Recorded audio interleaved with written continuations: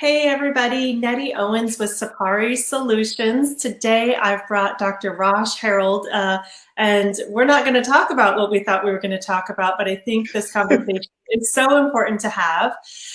Welcome as we continue the series on what business owners need to know right now. Originally, we were slated to talk about corporate wellness, and I would say this is an important aspect of corporate wellness, continuing the conversation.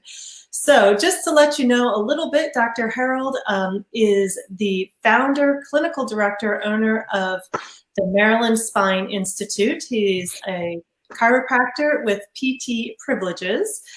He was studied at the University of, at West Virginia University, I should say that correctly, since I grew up in Morgantown. Let's go Mountaineers, exactly. And today he's a busy dad, he's a business owner, and he laughs because we were talking about the struggles this morning of parenthood.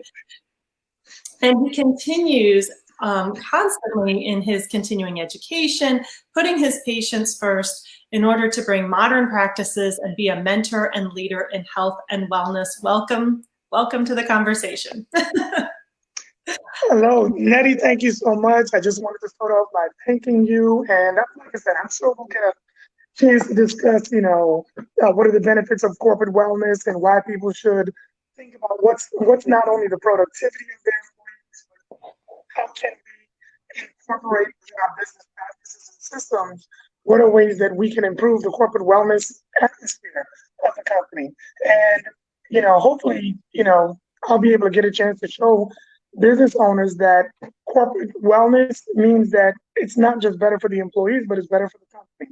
Employee productivity means better things, more revenue for the company.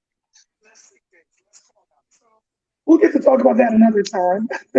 Yes, absolutely. We're definitely going to reschedule that conversation, but I just want to share for our watchers that you reached out to me and said, maybe there's another topic that we could cover. And I'd love to just dive into that. You are, as I said, a dad and a business owner. And I'm just kind of going on the list here. You're, hold on a second. I loved what you said. Hold on, let me just grab that. I tried to pull all of this together, but it just came in so last minute. Business owner, father, doctor, Haitian American. Oh, and you just happen to also be Black. So, what? Like shock, right? Yes. What impact does that have on? Impact does the current situation, the current climate? What's going on right now? What impact does that have on you? And what impact should that have on other business owners?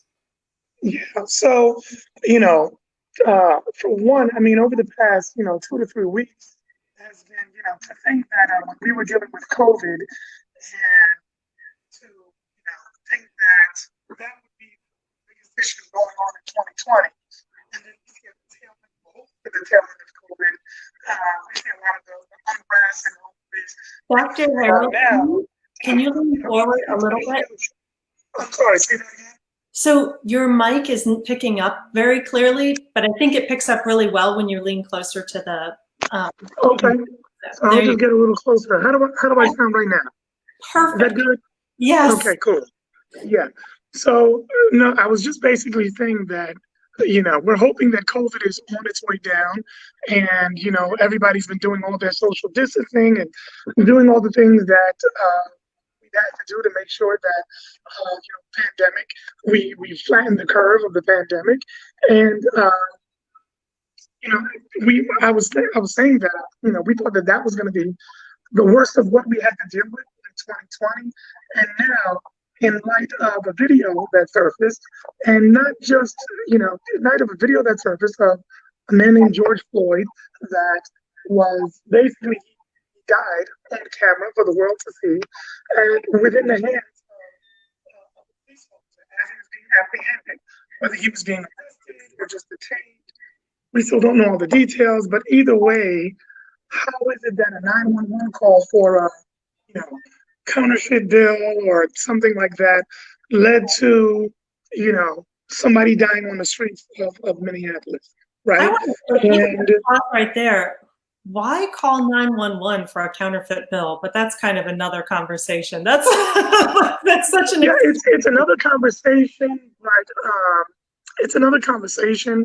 But I think I might have heard the owner of the Cup Foods talk, and I think he said, the employees, they follow the standard protocol, right? oh, okay. And the Thank you. standard protocol I was was, curious. I just thought that's yeah. really Well, I think the standard protocol was, if something comes in and there's a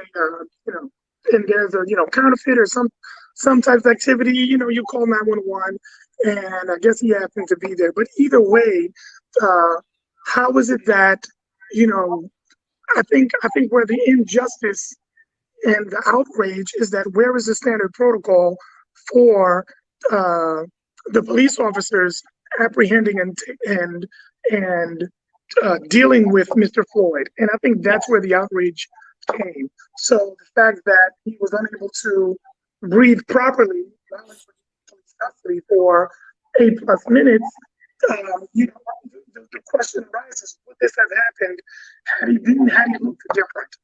right. Had he been, an older white man?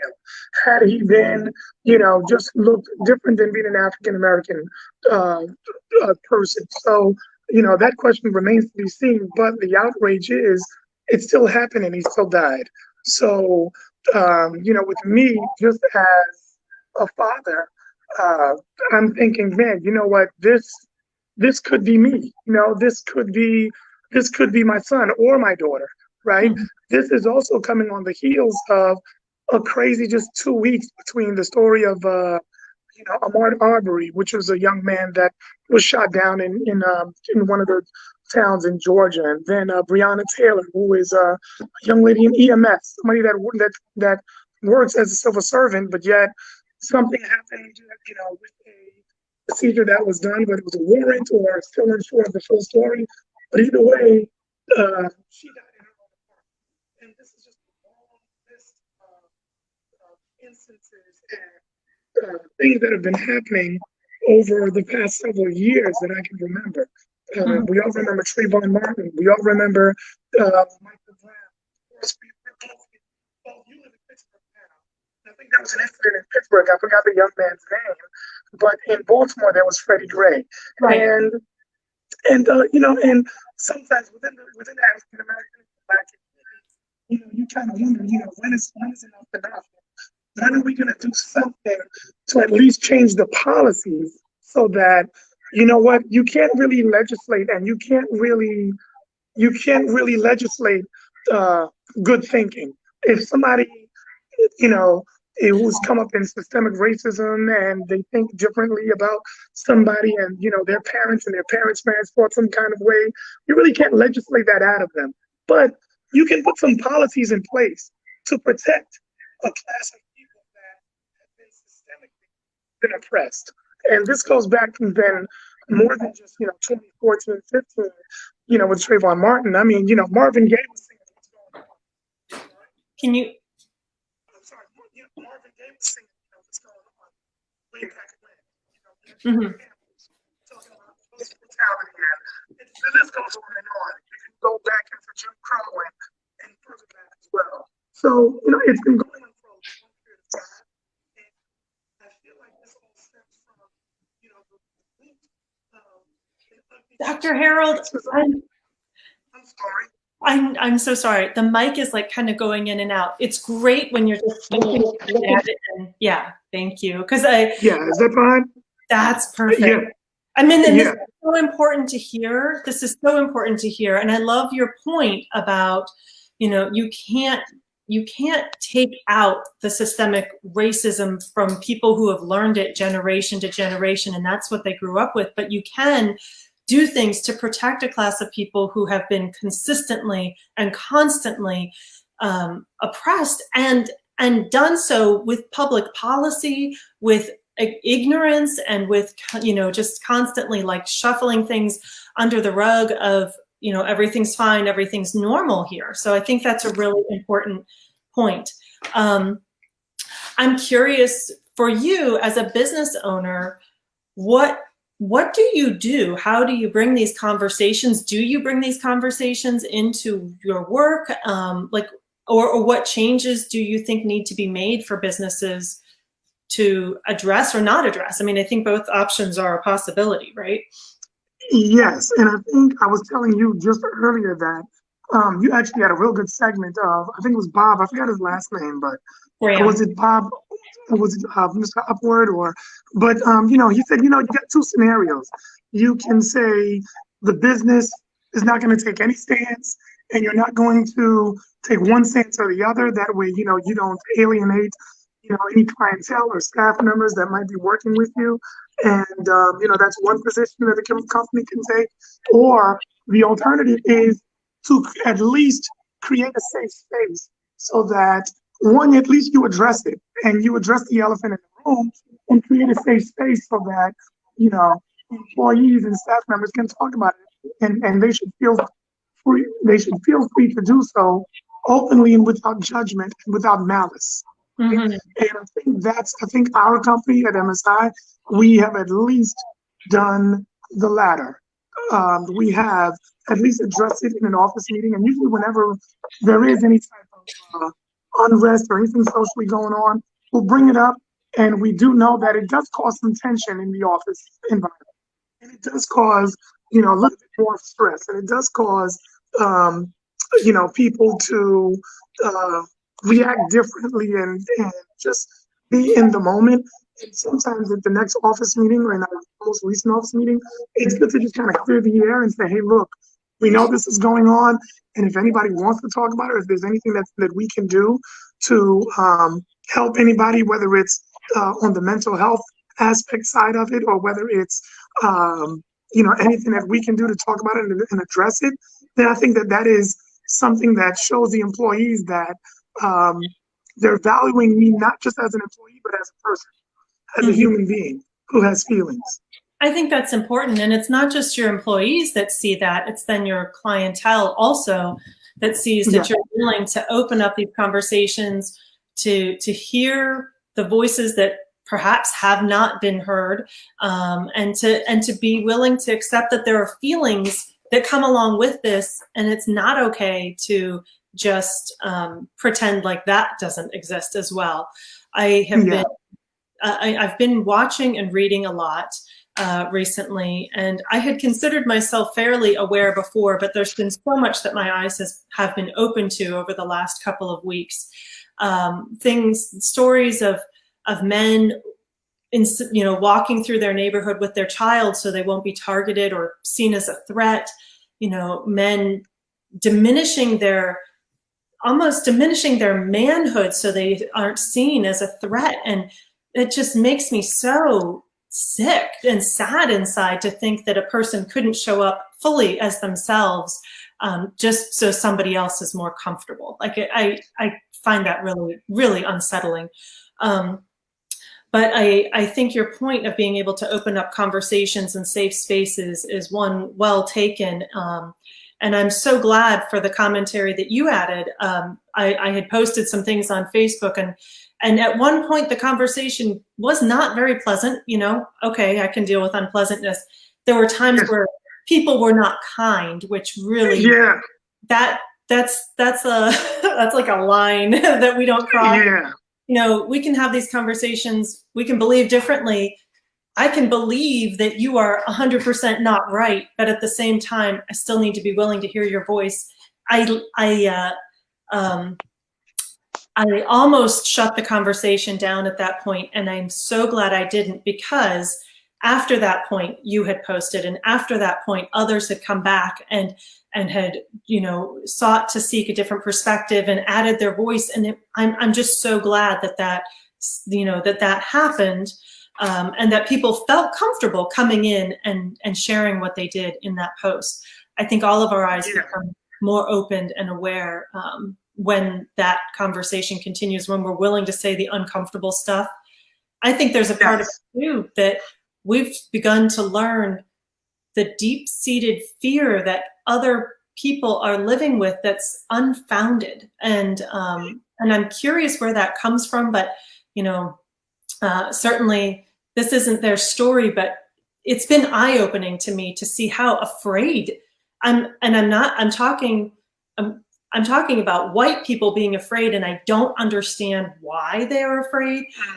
You know, but to see how much anger is coming out because of this fear, and I guess there's nothing that people of color need to address in this situation, but it takes white people going, why am I afraid? Where did that come from? And why am I taking it out on this group of people who doesn't deserve my anger and fear? So having those conversations has revealed that, I think, very, very deeply, when I think I've been in blissful ignorance that, you know, that people felt that way. Yeah. And you know what?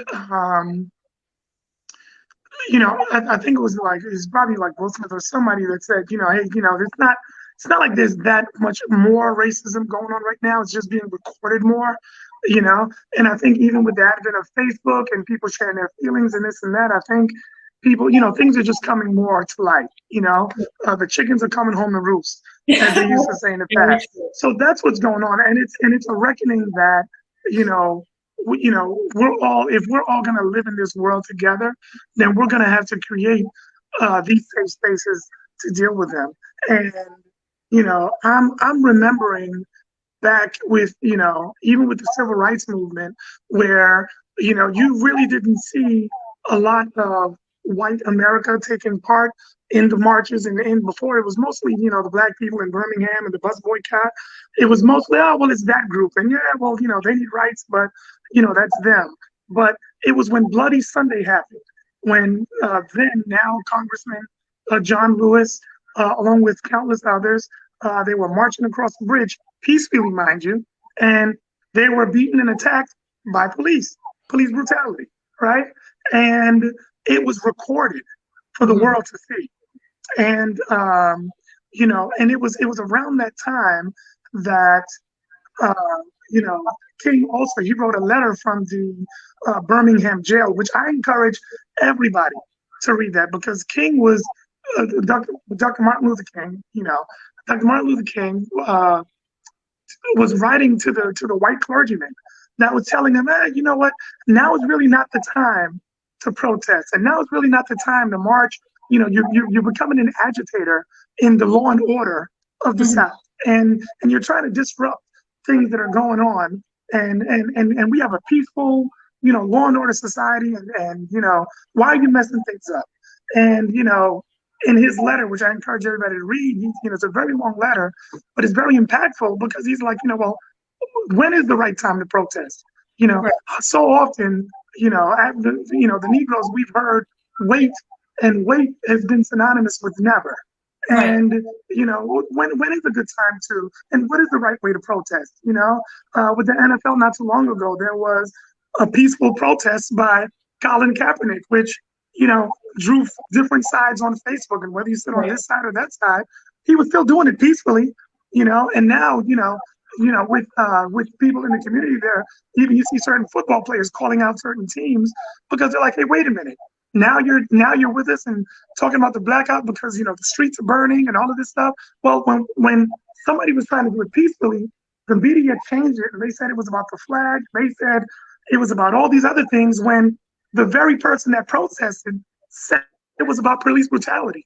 So, right. You know, how was it about this and that and the other? So, you know, I think everybody, you know, there is no one way and one right way to protest that's going to make everybody comfortable, you know? And, you know, I definitely do not, you know, agree with the, you know, the violence and the looting and all of that stuff. I do think that there are other outside agitators that are trying to, you know, corrupt the message that people are trying to do when they're peacefully protesting. But we have to look beyond that. We have to look past that, and we do have to call that out as well as a community. And we also do have to, and I do want to take my time to say that, you know, my best friend is a police officer. He's in the 1st precinct in New York City, which is going crazy right now as well. I have countless patients that are police officers, and no. To peacefully protest does not mean that you're against police, right? To peacefully protest and to demand justice for not just George Floyd, but to say, hey, look, let's change the policies so that, you know, those that are crossing the line are held accountable, there's no reason to say, hey, look, let's do that. But let's also celebrate the police because they have a heck of a hard time trying to bear the burdens of society. I feel like too many times, every time there's something wrong with society, we want the police to fix it. But it's not the police first. It's not a police officer's job to fix everything that's wrong with education. It's not a police officer's job to fix everything that's wrong in society. But so far too often, when things blow up like this, they're looked as, the antagonists and all of that. And I do want to take this time to say, no, it's not all police officers. And it's not, there's, the majority of people in law enforcement are doing the right thing, and they're walking with the protesters, and they are doing what they have to do to make sure that the communities in which they serve know that they have their back. But what do we do when things go too far and certain people cross the line? How do we protect not just African Americans, but all citizens? And I think that's where the conversation is going, and that's why the world is kind of waking up. And really, this is really a fight for humanity, because no one person should die on the streets by being apprehended. I'll end with a story. I told you I was Haitian American, and my parents came here because, there was a lot of political persecution in Haiti. One time I was maybe 13, maybe 8th grade, 11, 12 years old. I came home and my grandmother, who was a very strong, probably one of the strongest women that I know, she was crying profusely. And I said, man, what's wrong with grandma? What's wrong with her? And she was saying, oh, they killed Claudie. They killed Claudie. I had a cousin. My mother had a cousin named Claudie. In Haiti, the government, because it was unchecked, got so corrupt that the dictator and the political class, they had like their own secret police, kind of like a Gestapo, but they were called Tontomacoutes, right? Short term for like, I forgot what it means, but either way, those individuals that were corrupt police officers, they basically beat one of my cousins because he had a radio show that was talking about the government and talking about just mobilizing. He wasn't really talking about that. He was just trying to mobilize and trying to get laws passed, and they killed him. They brutally murdered him, where he had to have a closed casket funeral. And at that time, when I was like 8 or 9 or whatever I was, and to me, I said, wow, well, I'm glad that's only happening in Haiti. And I'm glad that's not happening in America. And now, as I grew up and I see stories unfolding, it's happening in America. Nettie, we're better than this. We are the city on a hill. We are the beacon of light that all the other countries want to come to. But if we want to live up to our values, that every man is created equally, right?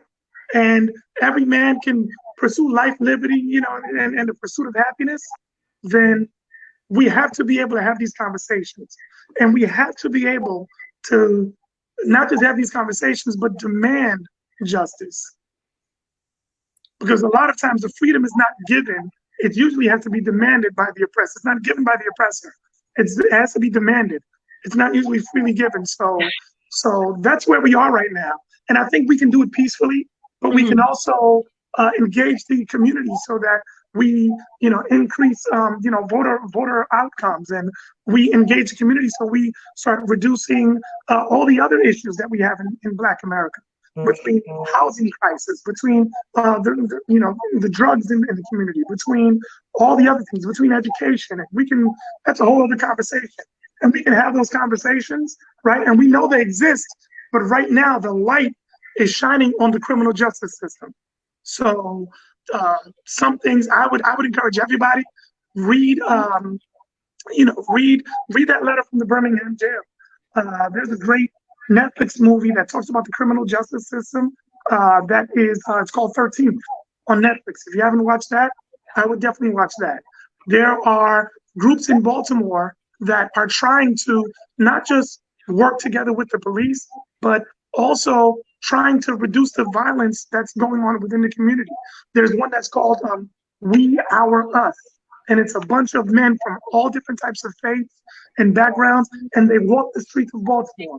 And they're talking to the young kids and trying to show them that there's a better way. And there's plenty of things going on. It may not be on CNN, Fox News, and MSNBC, but they're happening. And that's what I think your community, meaning basically white America, if they can see that and not just look at what's on the news, but really kind of talk to people, like open up the conversation and talk to people that are doing things in a positive way to improve the community, we're going to go a whole lot further than just seeing riots and looting on TV. We're going to go a whole lot further, Nettie. And I thank you for this opportunity so much. I'm so glad you're here. I'm so glad you've shared with us this morning. I cannot thank you enough for offering to come on and change our topic. We'll definitely talk about corporate wellness, but right now this is the most important conversation to have. Everyone, I've put Dr. Roch's LinkedIn profile at the bottom of the screen if you'd like to reach out to him. If you have questions, if you have ideas, whatever it is, he's opened that up for you to connect with him.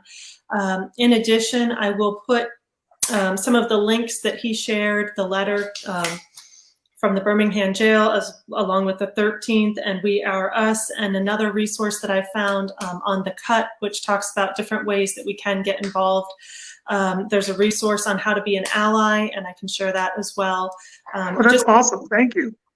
Absolutely. Just trying to give people ways to continue this conversation. Thank you so much for being here. So much appreciate your voice in this dialogue. Thank you so much, Nettie, and I look forward to talking to you again. And like I said, thank you so much. We need more people out there like you, where you're creating that space for the dialogue to happen. If the dialogue can happen, we're going to go a whole lot further. I could not agree more. Thank you. Have a wonderful day. Yes, ma'am. Thank you so much. Bye-bye.